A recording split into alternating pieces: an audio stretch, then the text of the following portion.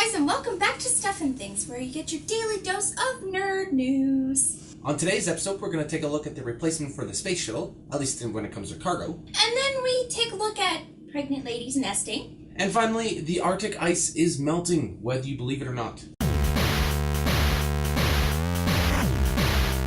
For our first story, a new robotic freighter has set off on its voyage with lots of goods, because that's necessary, to the ISS. Named Cygnus and built by the Orbital Sciences Corporation, it's one of two private projects that NASA funded in order to provide for their shipping needs after they retire the shuttles. For a grand total of $1.9 billion, it can go for 8 runs.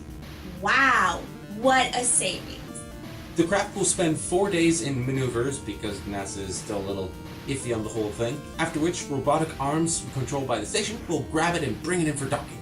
And then Monday, they'll start the process of unloading the 700 kilograms worth of food and equipment and supplies and all that it brought aboard. It is, after all, a freighter. Tragically, after a month aboard the station, it's going to receive an unceremonious end when it just gets dunked into the Pacific full of poop.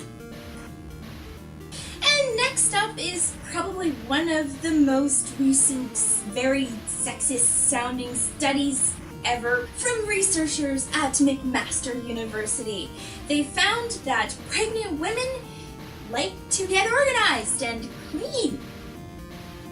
This is true most particularly in the 3rd trimester, and apparently ladies get really particular about who they want to see during this time.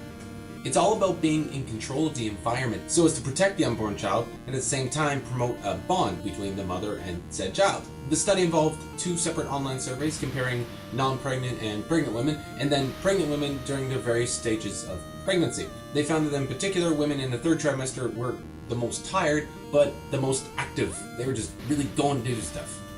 And lastly, for a lot of people, seeing is believing.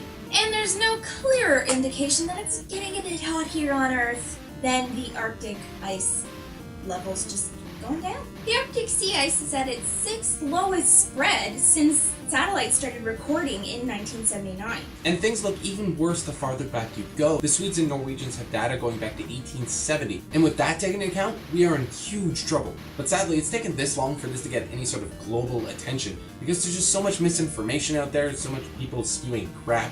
And hey, people can get really creative with graphs. They like to just chop off the bit they don't like and pretend it doesn't exist.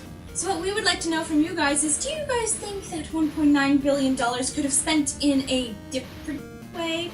Perhaps better? Perhaps not? Well, let us know in the comments down below. And of course, if you like what you see, do not forget to hit the like and subscribe buttons wherever they happen to be. And we'll check you in the next video.